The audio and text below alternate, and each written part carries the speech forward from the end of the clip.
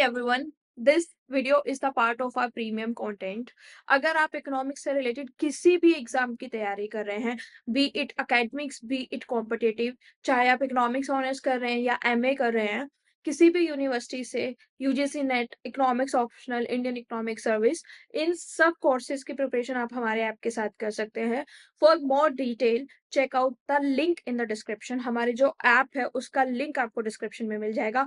For more free content, you can download the app or you can directly WhatsApp at the given number below and enjoy the lecture. Good morning everyone. Welcome back to the class. जैसे कि आप सभी जानते हैं, हम production function को पढ़ रहे थे और पिछली क्लास में हमने 3 टाइप्स ऑफ प्रोडक्शन फंक्शन देखे थे.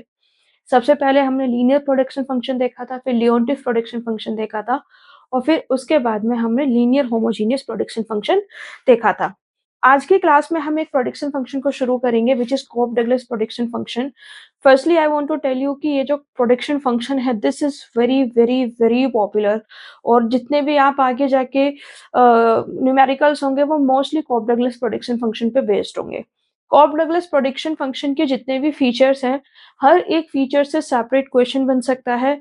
किसी भी फीचर के बेसिस पे आपको क्वेश्चन जो है वो देखने के लिए एग्जाम में मिल सकता है, चाहे वो सब्जेक्टिव एग्जाम हो या फिर ऑब्जेक्टिव एग्जाम हो. ठीक है. कोप डगलस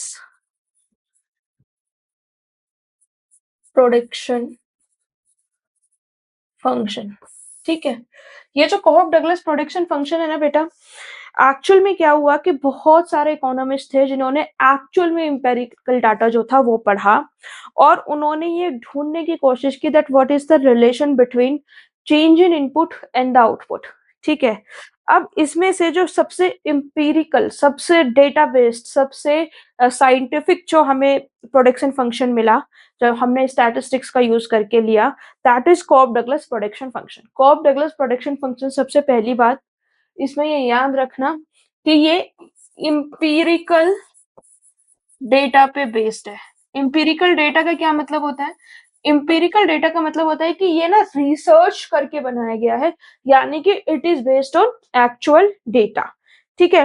अब क्या हुआ कि जो ओरिजिनली कोप डगलस प्रोडक्शन फंक्शन था, ये हमने एक इंडिविजुअल फर्म के लिए नहीं यूज किया था. इट वाज ओरिजिनली, अगर हम इसके, जब हमने Cobb Douglas production function empirical data का यूज करके बनाया, तो it was originally not used for a single form. जैसे हम आज एक सिंगल फॉर्म के लिए भी इसको यूज कर सकते हैं, but originally it was not used for a single form, but it was used for complete manufacturing industry. ठीक है. मैन्युफैक्चरिंग इंडस्ट्री जो है उस पर ये हमने पूरे का पूरा उसके डेटा के बेस पे हमने इसको बनाया. ठीक है. नाउ ओरिजिनली हमने सारे का सारा जो मैन्युफैक्चरिंग प्रोडक्शन था उसको देखने की कोशिश की और हमें ये पता चला कि जो एक मैन्युफैक्चरिंग प्रोडक्शन होता है ना, उसमें 75% जो चेंज होता है वो लेबर आउटपुट की वजह से होता है. जब हमने इसको मैन्युफैक्चरिंग इंडस्ट्री में लगाया, ठीक है, मैन्युफैक्चरिंग इंडस्ट्री में जब हमने इसको लगाया तो हमें 2 चीजें पता चली. पहली चीज तो ये कि जो भी आउटपुट में हमारा चेंज होता है उसमें अप्रोक्सीमेटली 75% चेंज जो होता है वो हमारा लेबर इनपुट की वजह से होता है और जो 25% चेंज होता है वो हमारा कैपिटल इनपुट की वजह से ही चेंज होता है. ठीक है. तो हमें ये समझ में आया? इतने में कोई कंफ्यूजन है? पहली चीज हमें क्या समझ में आई? पहली चीज हमें समझ में आई कि हमारा जो आउटपुट है उसमें 75% चेंज जो होता है वो हमें लेबर इनपुट की वजह से मिलता है, 25% चेंज हमें कैपिटल इनपुट की वजह से मिलता है. इसकी फॉर्म क्या होती है?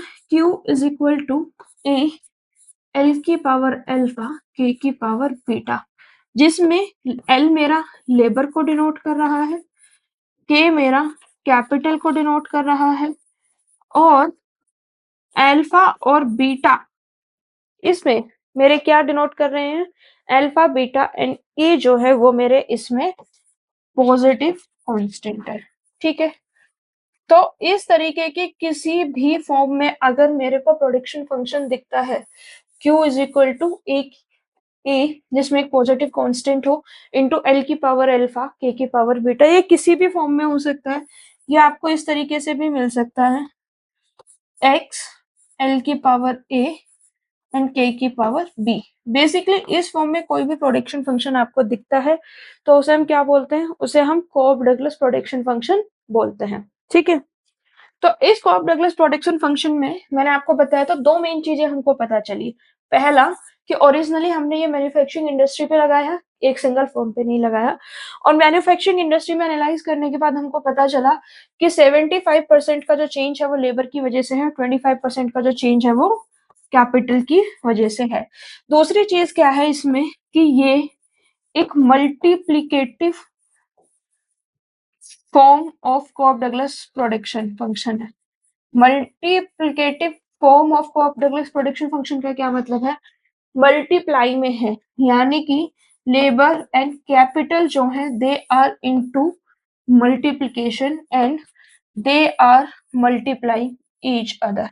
ठीक है, मल्टीप्लिकेशन से क्या मतलब है, मल्टीप्लिकेशन से सिंपल सा मतलब है कि they are multiplying first thing, and secondly कि दोनों के दोनों यानी कि लेबर एंड कैपिटल दोनों के दोनों इनपुट्स जो हैं वो रिक्वायर्ड है to produce an output.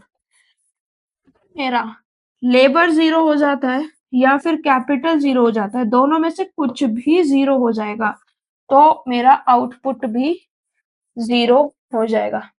Simple सी बात है, मेरा प्रोडक्शन फंक्शन कैसा है, Q is equal to A L की पावर अल्फा के की पावर बीटा। एल अगर मेरा जीरो हो गया तो जीरो की power alpha into K beta, zero की किसी में भी मल्टीप्लाई करो तो वो जीरो हो जाएगा, यानी कि मेरा आउटपुट क्या हो गया, मेरा आउटपुट जीरो हो गया। सेम वे अगर मेरा कैपिटल जीरो हो जाता है तो अगर मेरा कैपिटल जीरो हो जाता है तो ए एल अल्फा जीरो की पावर बीटा, जीरो की पावर कितनी भी हो जीरो ही होने वाला है, और जीरो का मल्टीप्लिकेशन किसी से भी हो जीरो ही होने वाला है, तो मेरा आउटपुट क्या हो गया, मेरा आउटपुट जीरो हो गया। कोऑफ डगलस प्रोडक्शन फंक्शन जो है वो किस तरीके से दिखता है वो मुझे आपको बताना है। जो हमने नॉर्मल आइसोक्वांट की शेप देखी थी वही हमारी कोऑफ डगलस प्रोडक्शन फंक्शन की भी शेप थी। ठीक है, कैपिटल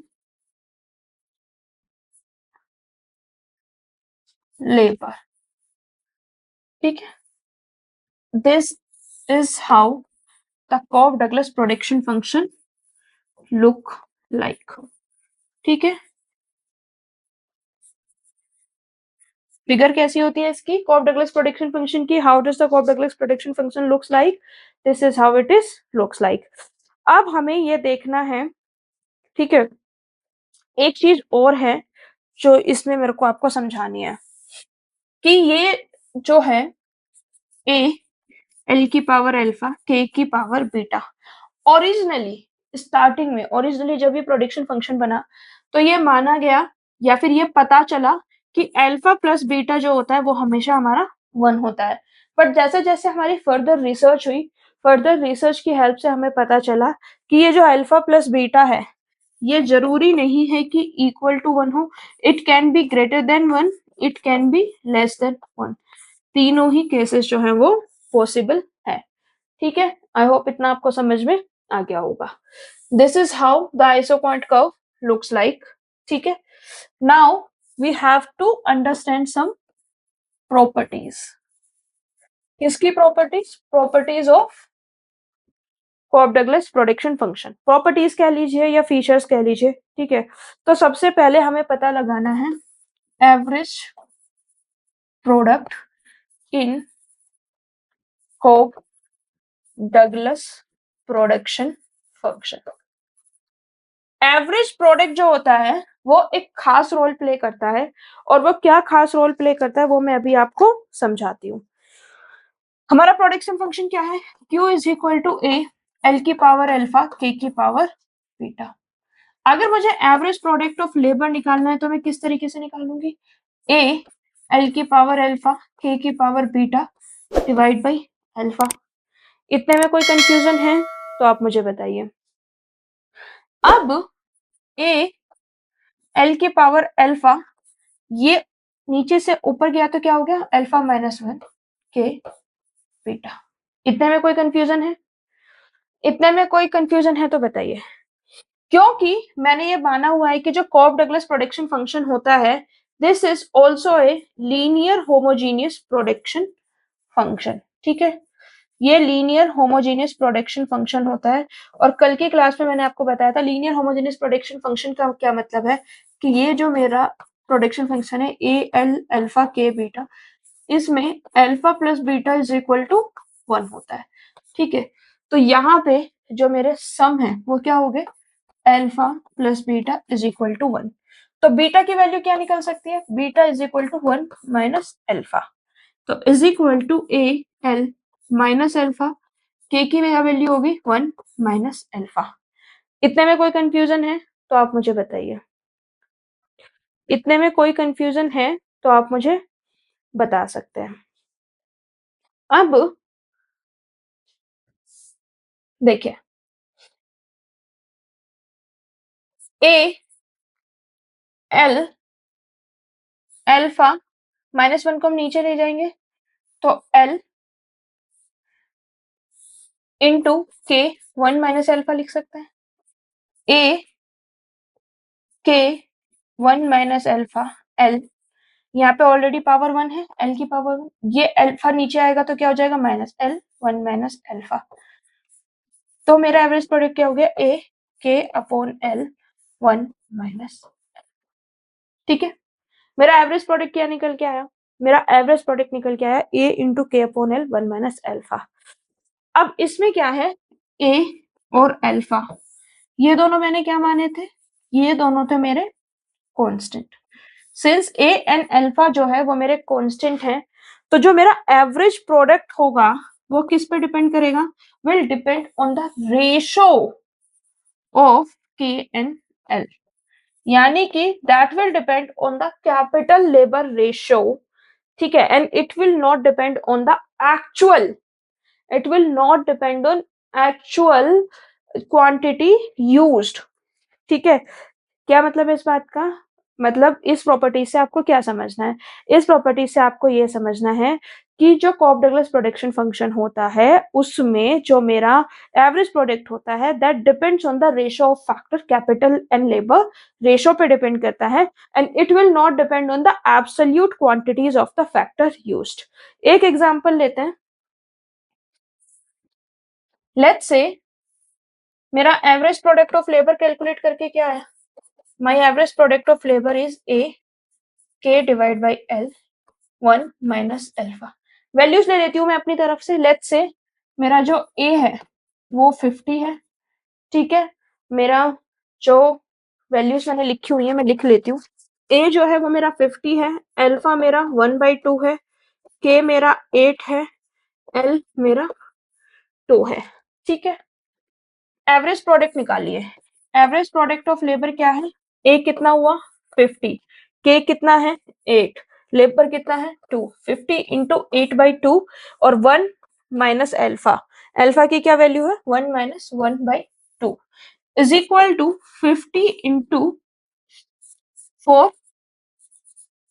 1 में से 1 माइनस 2 गया तो 1 माइनस 2, तो 50 इंटू 4 की पावर 1/2 क्या होती है 2 इज इक्वल टू 100।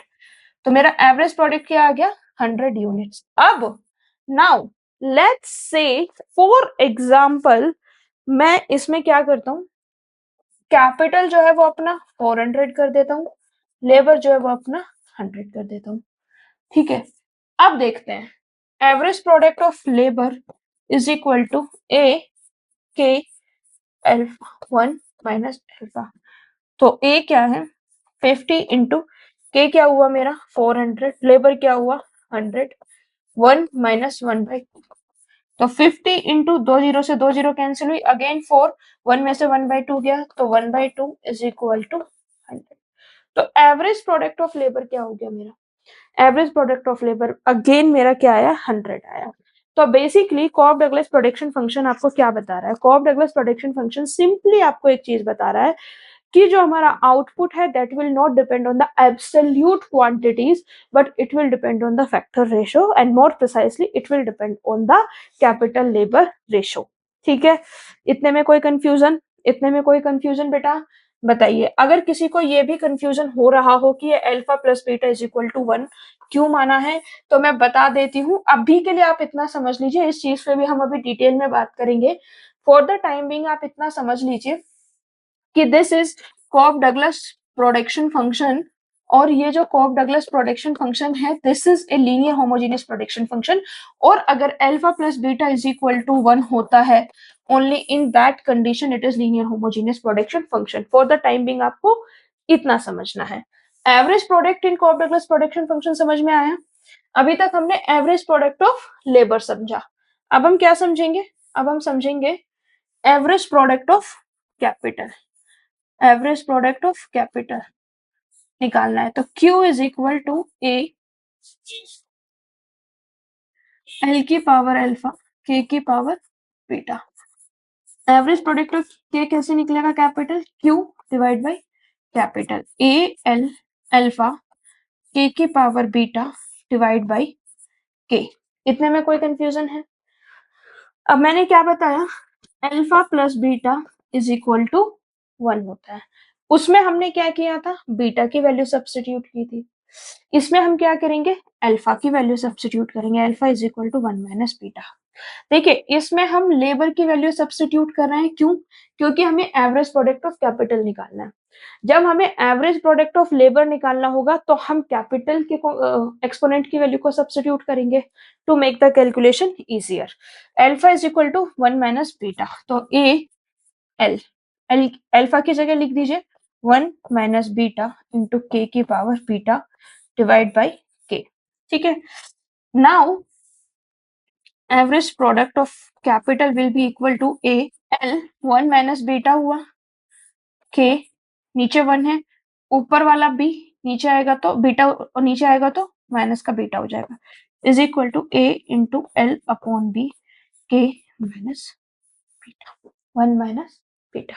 ठीक है, सिंपल जो इसमें प्रॉपर्टी लग रही है वो ये होता है कि y is equal to m divide by Y upon N. अगर दोनों का बेस सेम है और वो अगर उनके एक्सपोनेंट्स अलग अलग हैं लेकिन बेस सेम है और वो डिवीजन में है तो उनकी पावर क्या हो जाती है? माइनस हो जाती है। That's the property we are using. ठीक है, तो इसको अगर मैं कंक्लूड करना चाहूँ तो मैं क्या बता सकती हूँ आपको? मैं ये बता सकती हूँ कि पहली प्रॉपर्टी जो हमने देखी वो ये कि average product of labour and average product of capital in Cobb-Douglas production function will not depend on the absolute quantities, rather it will depend on the ratio, factor ratio. Factor ratio कैसे? In case of average product of labor, it will depend on capital labor ratio. Capital labor ratio, and what is the formula of average product of labor? A into K by L into 1 minus alpha. And in case of average product of capital, it is labor capital ratio. ठीक है, and it is A into L divided by K into 1 minus beta. I hope इतना आपको समझ में आ गया होगा और इतने में आपको कोई भी कंफ्यूजन नहीं होगा। ठीक है, I hope this is clear to you. Now we have to understand next thing, that how is the marginal product works in case of Cobb-Douglas production function. What we have to understand, marginal product in case of Cobb-Douglas production function. सबसे पहले marginal product को calculate करके देखते हैं and then we will come to know कि वो किस तरीके से रिएक्ट कर रहा है। Q is equal to A L की पावर अल्फा के की पावर बीटा। हमें मार्जिनल प्रोडक्ट निकालना है, तो यानी कि हम जो हमारा आउटपुट है, जो हमारा प्रोडक्शन फंक्शन है, उसको डेरिवेट कर देंगे with respect to labour. And when we are derivating it with respect to labour, what we are supposed to do in this case, we are supposed to do the partial derivative. हमें partial derivative करना है। हमें partial derivative किस लिए करना है, क्यों करना है बेटा? हमें पार्शियल डेरिवेटिव इसीलिए करना है because there are more than one variable, ठीक है। अगर y is equal to X होता था तो हम नॉर्मल डेरिवेटिव करते थे, but z is equal to X Y है, ठीक है। y is equal to F X होता था तो इस केस में हम डेरिवेटिव करते थे, और z is equal to F X Y होता था जब एक से ज्यादा हमारे इंडिपेंडेंट वेरिएबल होते हैं तो हम क्या करते हैं, पार्शियल डेरिवेटिव। तो इसमें भी हमें क्या करना है, पार्शियल डेरिवेटिव कीजिए। तो a कांस्टेंट रहेगा, l की power alpha, alpha into l की पावर अल्फा माइनस वन हो जाएगा, एंड k की पावर बीटा हो जाएगा। किस तरीके से हुआ, y इज इक्वल टू अगर x की पावर 7 होता था तो क्या करते थे, 7x की पावर 6, ठीक है। नाउ अब आप चाहें तो इसको फर्दर कैलकुलेट कर सकते हैं, चाहे तो आप इसको यहाँ पर भी छोड़ सकते हैं, कोई प्रॉब्लम वाली बात नहीं है। फर्दर आप इसको कैसे सोल्व करेंगे, a अल्फा, ठीक है, अल्फा हो गया, एंड l की पावर 1, ये माइनस में है तो नीचे चला गया, k की पावर बीटा। इतने में कोई कंफ्यूजन है? इतने में कोई कंफ्यूजन है तो बताइए। सिंपली मैंने क्या किया है, मैंने पार्शियल डेरिवेटिव किया है, और पार्शियल डेरिवेटिव करने के बाद में आई हैव डन दिस, ठीक है। Now is equal to a alpha, ठीक है। इतने में कोई कंफ्यूजन नहीं है। ये जो मेरा k है, क्योंकि मैंने क्या बताया, alpha plus beta is equal to 1 होता है, तो बीटा की वैल्यू मेरी क्या आ जाएगी, 1 माइनस अल्फा। तो मैं सबसे पहले की का ट्रीटमेंट बता रही हूँ कि बीटा की जगह हम 1 माइनस अल्फा रख देंगे, और ये जो नीचे एल है, एल का क्या कर देंगे, नीचे 1 है, ऊपर से गया तो माइनस अल्फा, ठीक है। इतने में कोई कंफ्यूजन? तो ए अल्फा इंटू के upon L, 1 minus alpha, this is my marginal product of labour. इतने में कोई कंफ्यूजन है कि मार्जिनल प्रोडक्ट ऑफ लेबर मेरा क्या आया और क्यों आया, ठीक है। अब क्योंकि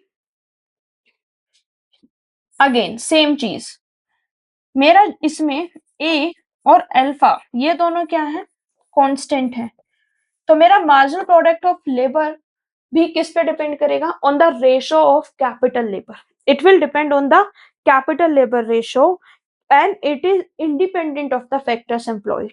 Like average product, my marginal product will also depend on the factor ratio, and it is again independent of the anything, ठीक है, it is independent of the anything, ठीक है।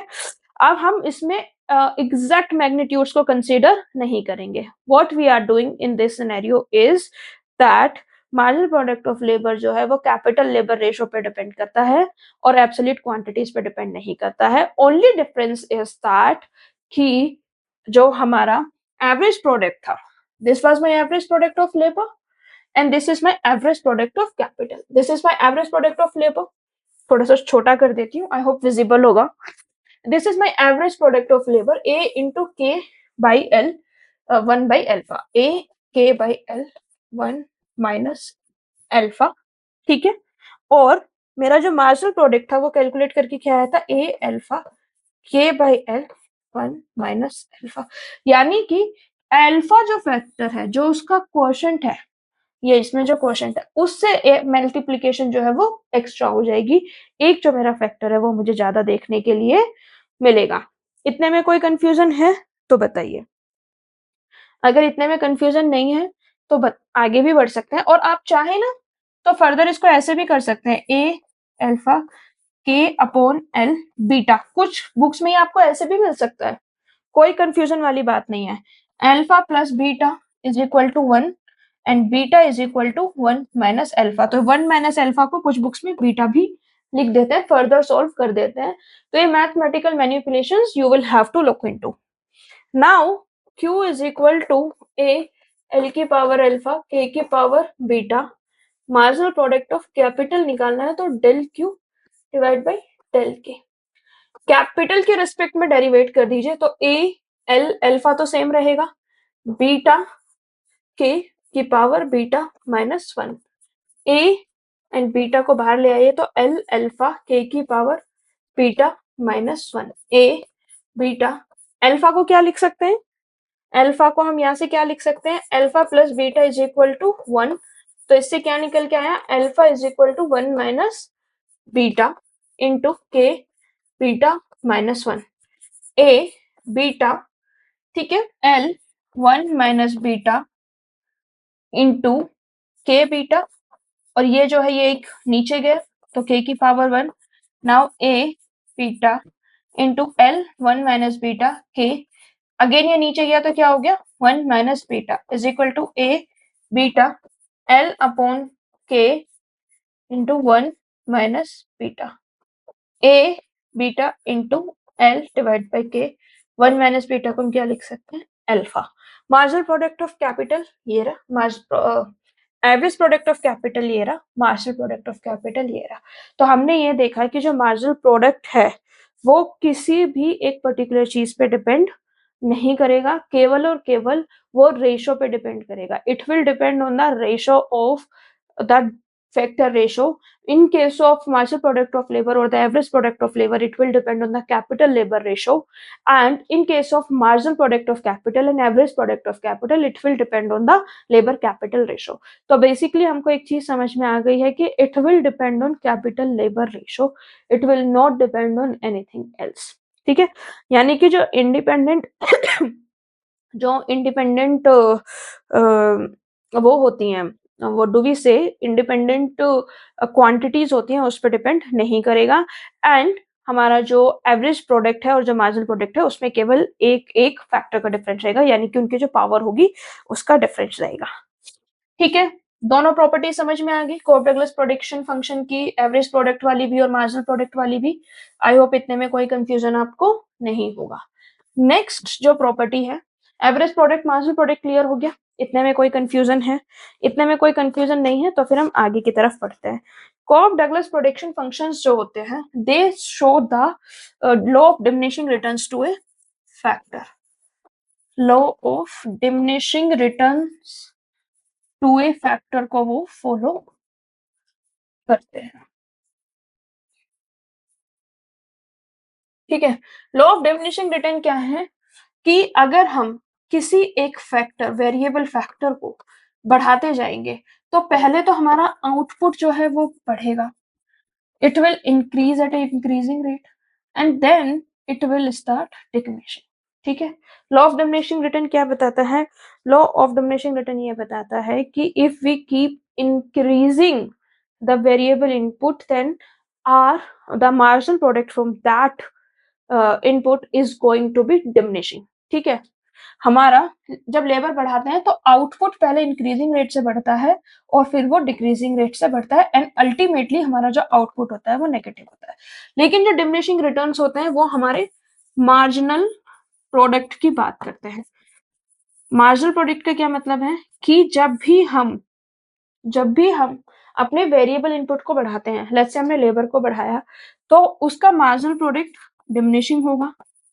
ठीक है, एंड एक पॉइंट पे 0 हो जाएगा एंड देन अगर तब भी हम नहीं रुके तो हमारा क्या हो जाएगा, मार्जिनल प्रोडक्ट नेगेटिव हो जाएगा।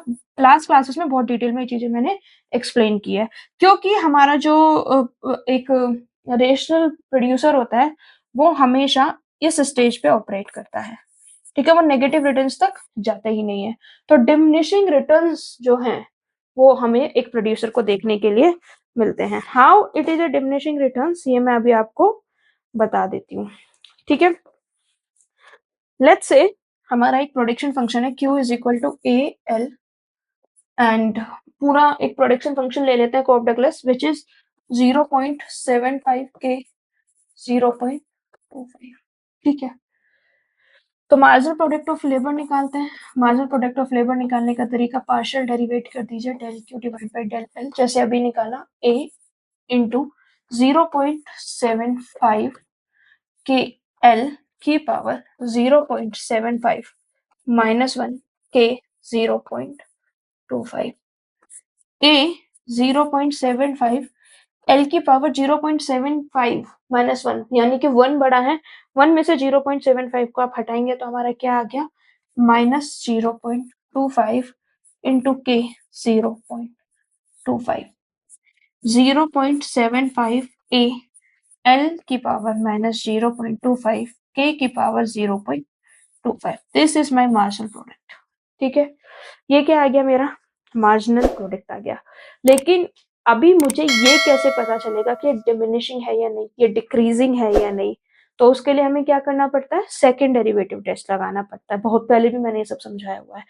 तो मेरा अगर सेकेंड डेरिवेटिव टेस्ट जो है, if my second derivative test comes negative, only in that case it is decreasing.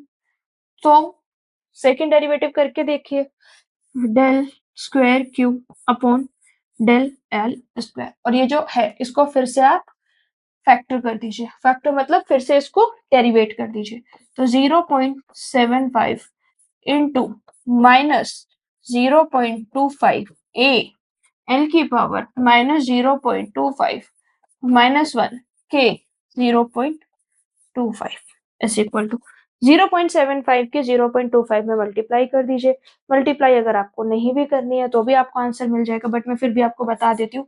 Minus 0.187 a l minus 1.25 k 0.25.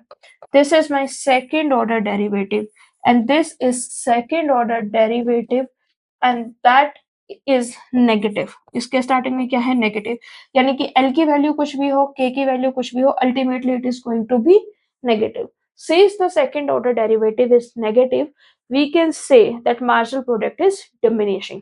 ठीक है, तो कॉफ डगलस प्रोडक्शन फंक्शन जो है वो law of diminishing returns to a factor को भी फॉलो करता है। आई होप इतना आपको समझ में आ गया होगा, इतने में कोई भी कंफ्यूजन आपको नहीं होगा। Now we have to calculate the Cobb Douglas production function and MRTS, marginal rate of technical substitution. Marginal rate of technical substitution हमको कैलकुलेट करना है। Marginal rate of technical substitution का फॉर्मूला क्या था? What was the formula of marginal rate of technical substitution, बताइए।